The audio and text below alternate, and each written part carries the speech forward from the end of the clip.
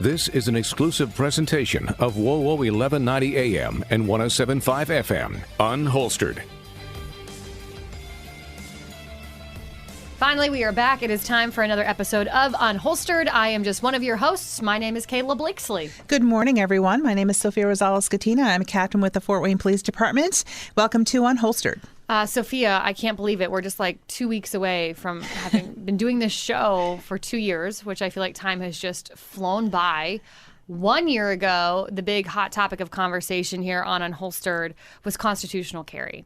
As we all know, because you listen to Unholstered on a regular basis, yes. Constitutional carry went into law for the state of Indiana July 1, 2022.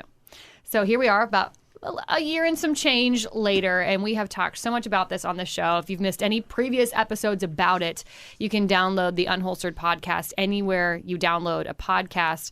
But Sophia, you and I talked, and we felt like it was really important to revisit this topic. Here we are, 1 year and some change later.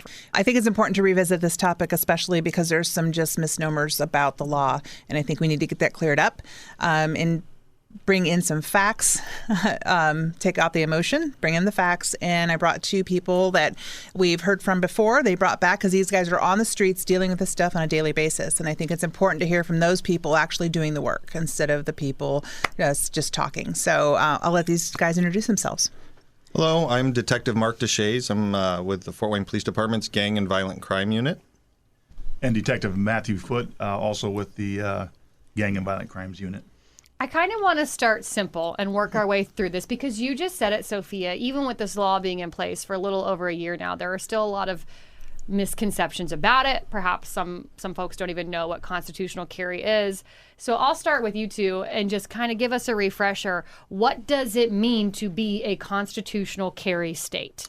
Constitutional carry states are effectively states in which they are advocating or have laws in place that state that there is no requirements for you to carry a handgun, no permitting process to carry a handgun, that everyone has a constitutional right to carry a handgun, and therefore, as long as you're not a prohibited person by law, you can carry a handgun without any sort of gun permit or background check or anything. Let's talk about that little detail about being a prohibited person. Sophia said it, we were talking off the air. And you can correct me if I'm wrong, Sophia, but you said something to the effect that you hear constitutional carry and all of a sudden people just think slates are wiped clean and anybody can carry a firearm now. It doesn't matter. So can you explain as well what it means to be a prohibited person? The federal government has defined what the prohibited person is, and Indiana typically follows that same guideline of what federally prohibited people are. But it includes such things as prior felonies, adjudications for mentally defective, if you were dishonorably discharged from the military, illegal aliens, people that have warrants for their arrest. There's lots of categories. Domestic batterers that have convictions, people that are under felony indictment for a crime. There are a lot of categories that prohibit you from possessing a firearm under this law and prohibit you from possessing a firearm in general. And that, I think, is the important piece to this conversation as well, because Mark, correct me if I'm wrong with you as well. You traveled to the State House here in Indiana to advocate against this, right? I mean, is that fair? Both myself and Matt were. Oh, I didn't even realize, Matt, you went down too. Okay, you both went down to the State House. We were sponsored. We were asked to be the sponsors for and represent both the Fort Wayne Police Department, Allen County, the Sheriff's Department. We had quite a big pool that we were representing at the State House, and we were vocal about our support of the Second Amendment, but our support was leaning that we believe that the gun permitting process is constitutional and supports your Second Amendment rights as well, and it helps prevent firearms from prohibited people. Well, and that's kind of what I want to circle back to, and again, correct me if I'm wrong, but I remember in previous conversations that we've had about this, getting rid of that permit process, which is essentially kind of what constitutional carry does here, is kind of leading, again, like Sophia said, people to believe that, I can just carry willy-nilly. Well, now we actually probably have more prohibited persons carrying because we don't have the permit process, and thus they don't know maybe that they've got something on their record from 15 years ago that prohibits them from carrying, right? Not only that, I think it's not. I firmly believe that we are much higher rate of prohibited people carrying now, and I think it is because they don't have that understanding. But I also think because we've now taken away that permit process, which was a check for police, prohibited people no longer, they think they can kind of skate around it because they're not going to get checked because now we're constitutionally carrying, so they won't even be asked about it. They can carry kind of with this camouflage, a constitutionality around them, and they won't be asked to provide any sort of verification any that they are. documentation or Right, anything correct. like that. So do we have any number? Do we know if more prohibited persons are carrying since CC went into law? Well, we can only expect that that's the case. When we went down to the State House to argue against this, is the process, the handgun permit process, is a process that worked. It functioned fine. It gave people an opportunity to have a free background check when they applied for a handgun permit. The local agency would do a background check, and then it would go to the Indiana State Police, who would either confirm or deny that permit. And now, we have a lot of individuals who don't get that background check because they don't apply for handgun permits, so they have to do that on their own. And back when the permit process was not done away with, but when constitutional carry passed, we had approximately 13% of the people that applied for handgun permits didn't know they were prohibited. So That's yes, a big so number. it's a safe assumption that people are carrying and they really are prohibited persons. Because some of these things can be murky, especially when you get in the domestic adjudications for domestic battery. And then sometimes when you have like protective orders and things like that, sometimes they'll preclude you from carrying, and people don't read the fine print. But if you go through that process, again, you'd find out. And some people, it gets murky too with, was it just an arrest? Was it actual conviction? And some people, I don't understand, but they don't know their own stuff. Yeah. And so now you're just asking them to, well, I think so. Okay, well. So, okay, do you run into this now? So here we are 1 year later. 100%. You're pulling someone over. Just let me, it's a scenario here. You're pulling someone over. They have a firearm. They're a prohibited person, not supposed to have it. How does that work for you then? What happens next? Well, I mean, I guess when we're talking ignorance, lack of understanding of the law, what we see. So we might have somebody, when the law changed, they added some additions to the law, and when they added those additions, that's I think another area that people are not clear on. Yeah, now I'm like, oh, what additions? Did I miss something? But like domestic battery can be a misdemeanor, and when we generally think of prohibiting people for handguns, we think of felons alone. So now we have a misdemeanor that can prohibit you. So someone could have a misdemeanor conviction for domestic battery and be prohibited from carrying a handgun. And so that is an addition to that. And we also have some new rules about out-of-state warrants. Someone might have an out-of-state warrant for their arrest. They might have had, a minor skirt with the law, a misdemeanor in Ohio or Michigan, and they have a warrant that they have never taken care of, and it's still left unsatiated. And now they're in Indiana carrying because they believe that they're not a prohibited person, and that misdemeanor warrant prohibits them And out that of state. happens a lot because people leave. We're so nomadic, and people moving into the state might have, like you said, something they haven't taken care of. But now they're in Indiana, and that stuff's still showing up here, and it precludes you from carrying. But so how does that work? You pull someone over and they have a firearm. I mean, how do you know they're a prohibited person then? You don't. You don't. Yeah. And that's the big, that's the biggest thing that changed is now the mere appearance of a firearm has no criminal attachment to it. So beforehand, there could have been a criminal issue going on because you had to carry a handgun with a permit.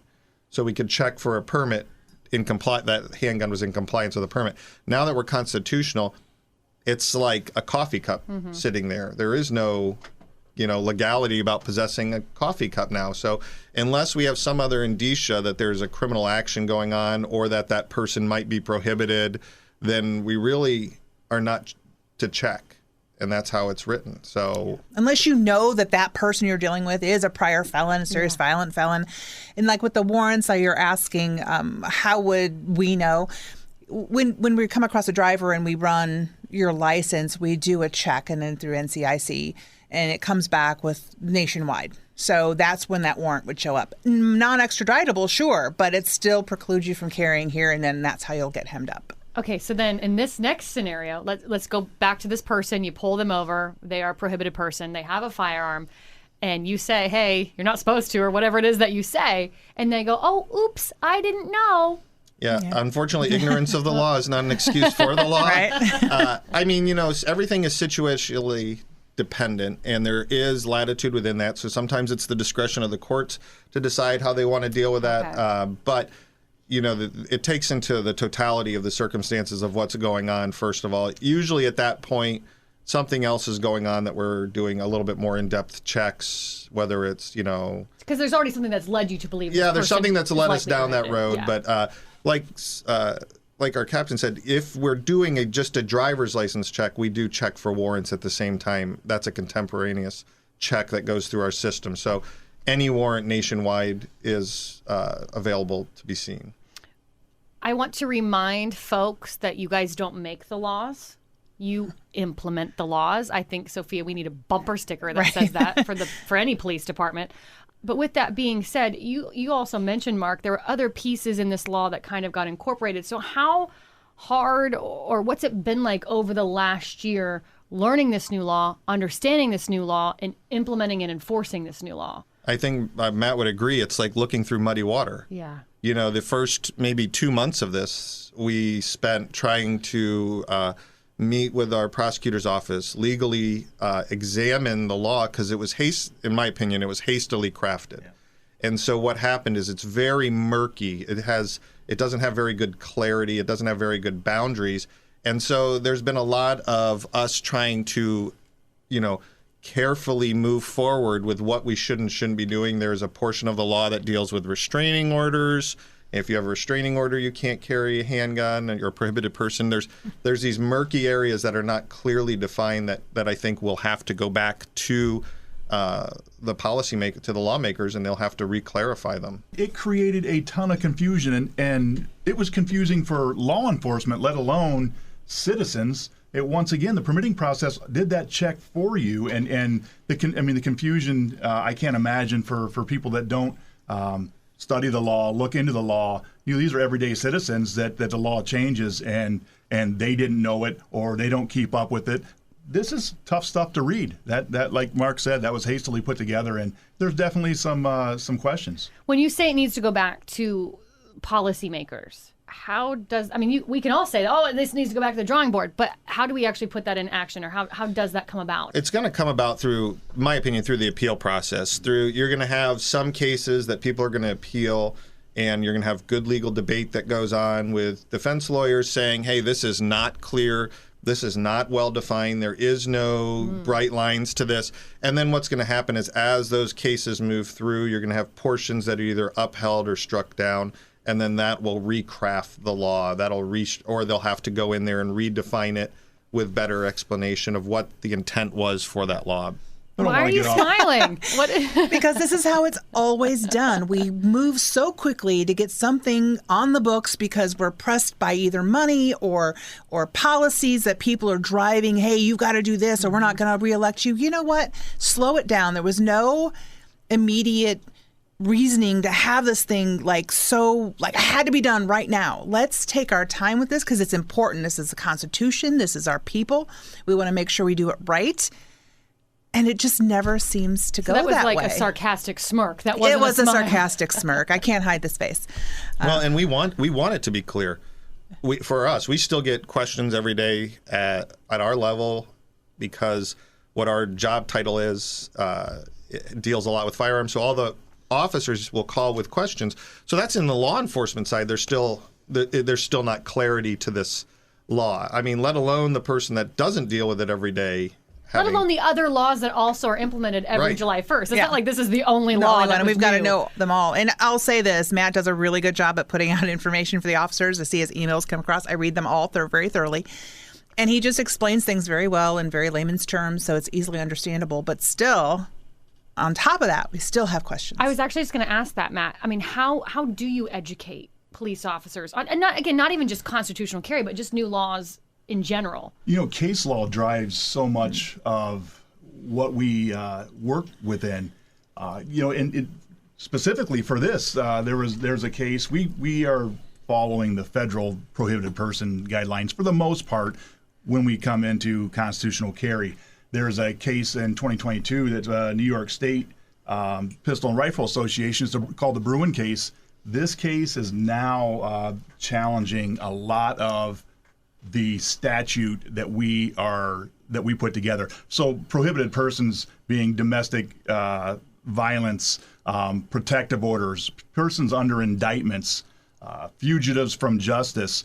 These cases are citing the Bruin case, and it's really challenging all the federal guidelines that we have right now. There's over 500 challenges going on right now throughout the country. None in the state of Indiana right now so far, but these topics are all being challenged. And now that we pretty much follow the federal guidelines, we're going to see a lot of change come over the next few years. You mentioned some of the murky waters that have come with this new law. And I know one that you and I kind of kept getting tripped up on and trying to figure out when there was just talks of this legislation, when it was kind of being written, is traveling to other states across the border. Okay, so we're a constitutional carry state, but what does that mean if you want to travel to Ohio or California or North Carolina? How does that work? So it doesn't work unless they're also a constitutional carry state.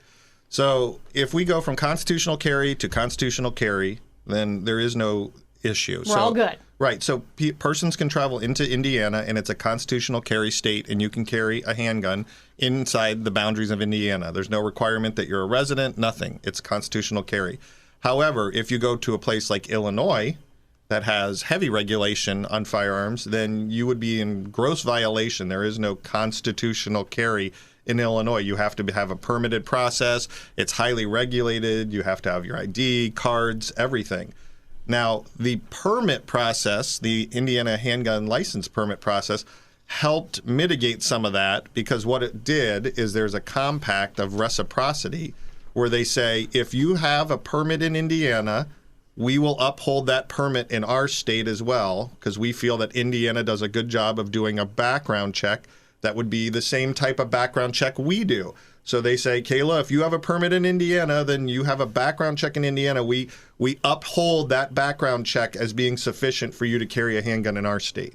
And I think it's about 50-50. I think there's like 24 states, 23, 24 states that say that with Indiana, that have a reciprocity compact with Indiana and say, if you have an Indiana gun permit, it works in our state as well. So 23 of those states do that, and I don't know what the breakdown is on the states that are constitutional that would add to that. So, but you could go to about half the country with your Indiana permit and be with an Indiana handgun permit and carry in that state. I'd just be curious. I'm sitting here thinking about this. Are people, Hoosiers specifically, again, you don't need the permit now, but are people still applying for permits? Is that happening? Numbers are way, way down. When, in 2020, 2021, we would see, between 5,000 and 6,000 people applying for handgun permits. I think those numbers now are in the hundreds, in the low hundreds. Snap. Wow. So, because I'm just sitting here thinking, if I plan to carry my firearm across the border or what, hey, you know what, might be a good idea just to apply for the permit so I can kind of know the rules and guidelines and regulations, right? Like, so really not a bad idea. But clearly there's only a small fraction of people I think the latest numbers I saw were somewhere between 300 to 400 people a month were applying for permits pre-constitutional carry, and we're down to like 50 to 60 a month now. So 20% of what was applying for it or less. And you're right, having a permit and you're not required to. Please understand that we support the law the way it's written. That is our job, is to enforce the laws the way they're written. It's a constitutional carry state. The benefit of a permit is that you can travel out of state in states that honor our permitting process. And it is a per se, meaning that on its face value, if you show it, it shows that you have been checked and you're not a prohibited person off the bat.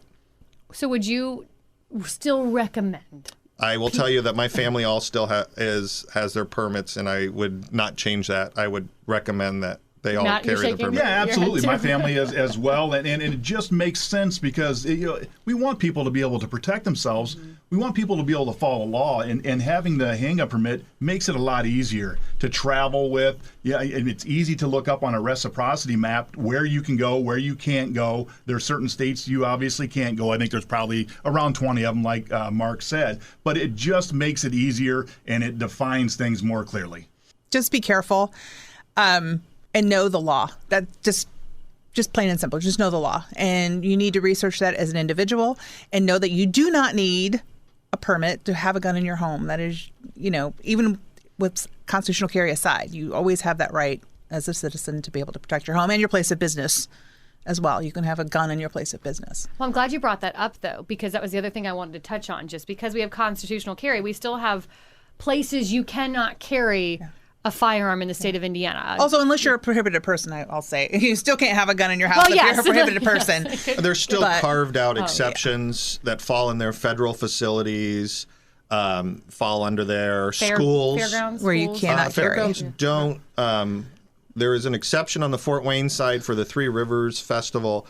They rent the Headwaters Park, and then Headwaters Park becomes a private park. And then they can make their own rules for a private park. It's not illegal to carry. Could you write this down somewhere for me, Mark? That would be great. We would love to. We would love to write the rules down. But yes. But those areas, that's no different than a store owner of a coffee shop saying, "I do not want firearms in my coffee shop." It's not illegal to be in there, but he can ask you to leave. So the same thing with Three Rivers. You can be asked to leave if a firearm's noted on your person. But the other areas, such as schools, it is illegal to carry.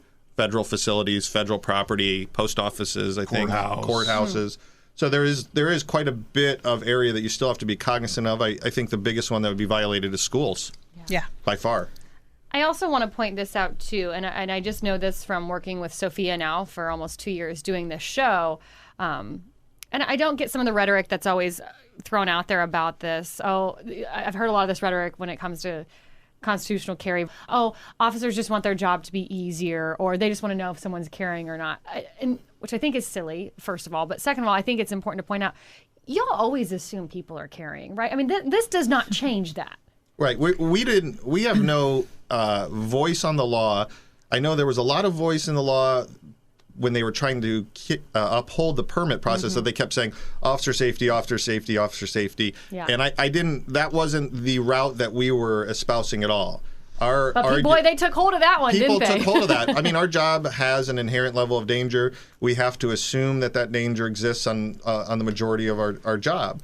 But now that they've changed it to constitutional carry, we're just seeing the impact of that is that I would say a tenfold increase in the amount of firearms that we come across legally or illegally possessed on a day-to-day basis. And where we would see maybe one permitted person in a car with a handgun in a group of 3 or 4. Now when we pull that same car over, we see 3 to 4 to 5 guns in that same car because of constitutional carry. What does the future look like from here? I mean, I know there's talk, other states that don't have constitutional carry are talking about constitutional carry. I don't know, I don't have the number on top of me, but I know probably well over 20 states are constitutional carry states thus far. What does that look like? Do you ever see that being repealed here in Indiana? Do you see more states? Indianapolis Indianapolis is grappling with this huge violence it's and terrible. rolling gun violence right now, and they want to make a statute to reinforce handgun permitting, which would obviously have to go through the state house. Indianapolis can't make that. But they're making a big push for it. And I think as you see gun violence across the nation, we're going to have talks with how do we combat a rise in gun violence with a balance of constitutional carry. Yeah, that's a whole other topic because I truly believe that gun violence, that all stems from the heart, not the mechanism. I firmly believe that we have a problem with culture here. Of culture of violence, and we need to address those things underlying mental illness, emotional issues, fatherless homes, neglect, abuse. All these things go into anger, rage, all those emotions that play out in the problems with gun violence. And I think we will not get anywhere as a society because we're a gun culture. This is just what America is, always has been. But we've never seen the level of violence like we've seen lately. And I think that's just, we're coming out of so many things and that are not being addressed on the emotional health level and mental health level that need to be addressed. And that's the only way we're going to combat gun violence. Best advice for Hoosiers then. We are a constitutional carry state, for better or for worse. That, like you just said, that is the law, and you just have all stated it's your job to enforce it. So best advice for Hoosiers knowing we are a constitutional carry state. I still advocate getting a gun permit. Make sure there's no skeletons in the closet, that you're completely legal and not a prohibited person in any manner. That would be my opinion. And research the law. Make sure you're very cognizant of that. Basically, the fly, don't fly zones. Where can you go? What can you do? And the only other thing that I am not a huge fan of is, open carry to me. Yeah, we talk a lot about that too. I think that as a responsible firearm owner, concealed carry, makes you a much more effective person, whereas open carry makes you a very visible target. So I could not agree more. That would be my only, but that is truly from my opinion. That has no legal justifications behind it, but that is my opinion. Yeah, this is piggybacking on what Mark said. I mean, the permitting process is a process that only makes sense. First of all, the permit's free. We're not charging for permits anymore. The state isn't. It offers you a free background check, so you know that you are not prohibited. There are certain other areas within the constitutional carry which still make you prohibited that are not in the permitting process. However, Google it. Yeah. It's Indiana Code 35-47-2-1.5.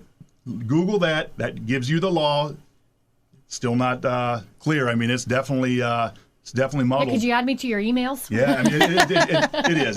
It's something that the permit process definitely makes more clear. Yeah. Well, guys, I appreciate you coming back in and all your hard work. I know it's not been a picnic. I'm sure, like all new laws, I have a hard time understanding them, and I read all this stuff all the time, so I can't even wrap my brain around a lot of it. So yeah, and that's not the only one that came out July 1st. Exactly, So. and that's just one of several that came out July 1st. If you've missed any previous episodes of our conversations about constitutional carry, or just any previous episodes of the show, you can always download them anywhere you download a podcast. Just search for Unholstered. Your town, your team, your topics. This is Unholstered.